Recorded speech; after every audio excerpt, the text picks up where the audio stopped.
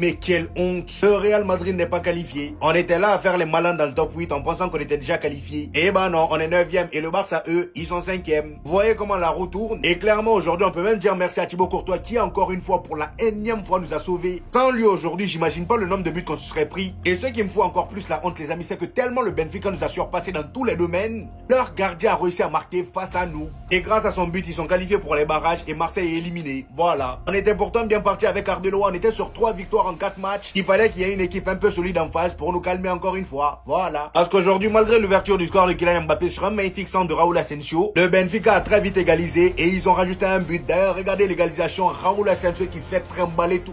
Eh non, le Real. Raúl Asensio qui se fait trimballer sur le côté droit. Regardez comment il était par terre. Et Benfica aussi, ça c'est quelle manière d'attaquer ça? À chaque fois que le Real Madrid avait le ballon, ils étaient 10 derrière. Mais dès qu'il récupérait le ballon, faut voir à quelle vitesse il sortait.